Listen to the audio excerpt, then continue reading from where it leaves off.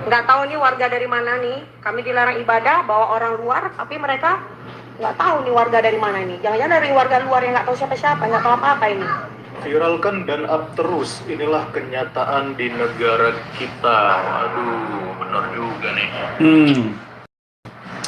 Saya nggak tahu video aslinya bagaimana mereka ini punya hati nurani, ya hati nuraninya apa? Lagi gereja dilarang ibadah. Baguslah.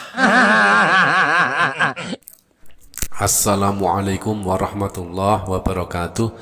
Sahabat beriman, beberapa saat yang lalu sempat viral di media sosial TikTok sebuah gereja di Jerman dijual dan diubah menjadi masjid.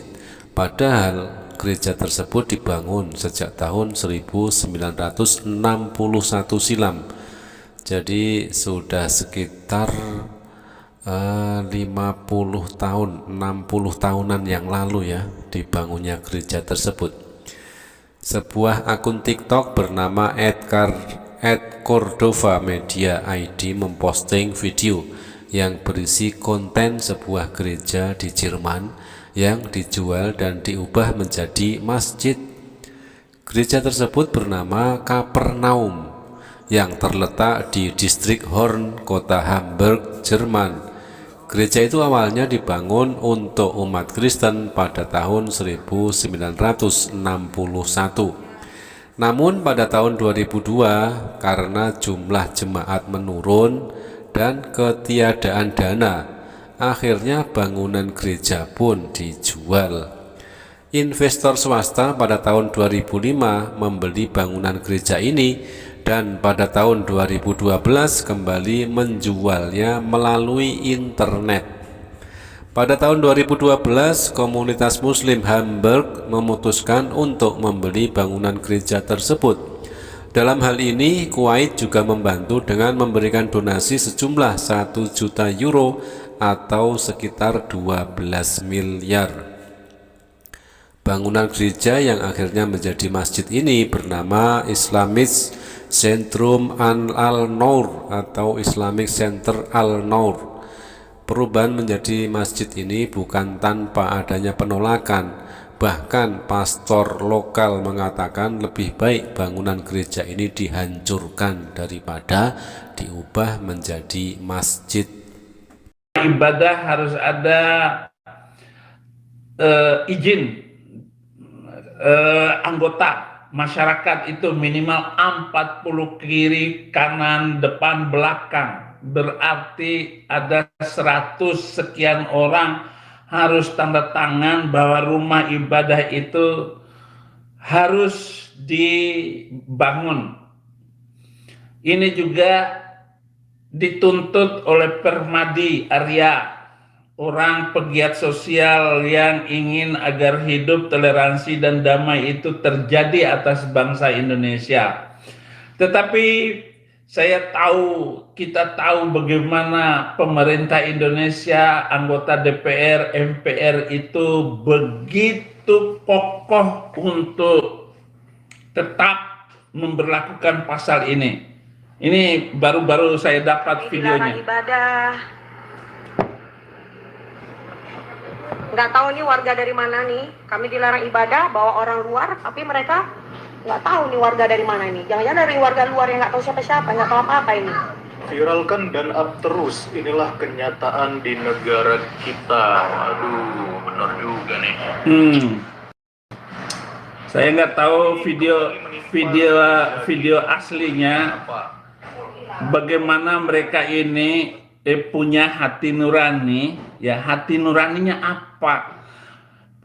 Kalau saya mengatakan bahwa itu dari kitab sucinya, ini terlalu sadis juga. Pada tahun 2013, kelompok radikal kanan Hamburg mengatakan ada 100 orang yang akan datang untuk melakukan protes terhadap pengubahan ini. Namun ternyata yang hadir untuk protes hanya 16 orang. Kelompok radikal juga pernah menuliskan slogan rasis yang penuh dengan pesan-pesan berbau Islamofobia.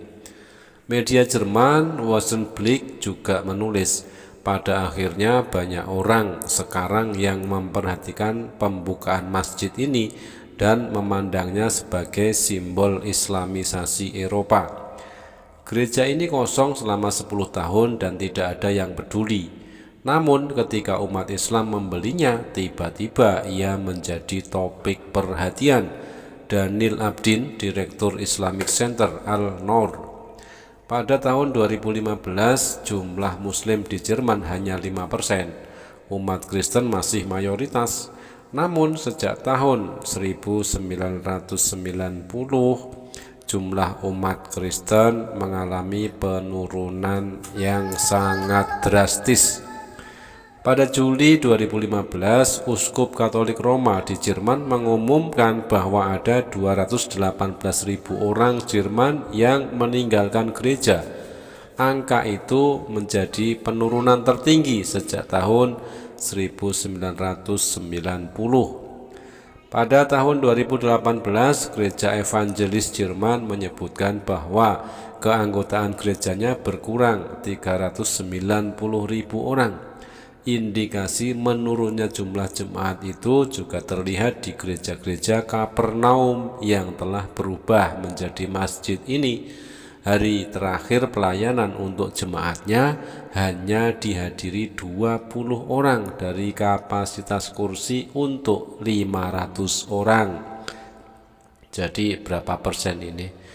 Yang hadir cuma 20 sedangkan kursinya ada 500. Terlalu sedikit sekali ternyata jemaatnya ya. Din, Saifuddin. Lagi gereja dilarang ibadah. Baguslah.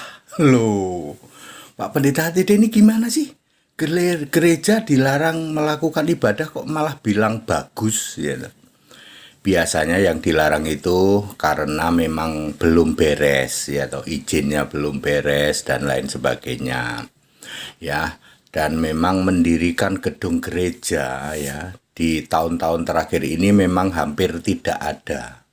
Ya, kalau toh ada itu sisa-sisa pengajuan pendirian gedung gereja di tahun-tahun yang sudah lampau, yang waktu itu belum diizinkan.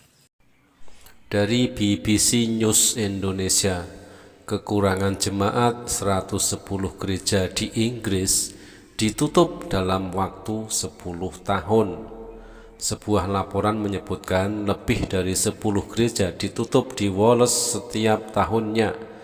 Data yang diperoleh dari organisasi Church in Wales menunjukkan 115 gereja Anglikan ditutup selama periode 10 tahun, sekitar 8% dari keseluruhan gereja yang ada. Sejauh ini tinggal 1.319 gereja yang masih digunakan. Saat ini ada 11. Saat ini ada 11 bangunan gereja yang diiklankan untuk dijual di laman organisasi gereja tersebut.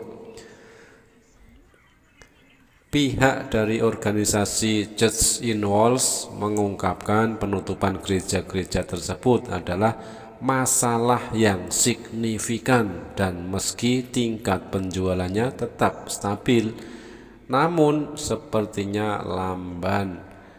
Kepala Bagian Properti Alec Glenville mengatakan mereka memutuskan untuk mengambil pendekatan regional terhadap permasalahan gereja-gereja itu dan tidak membiarkan setiap gereja untuk memecahkan masalahnya masing-masing.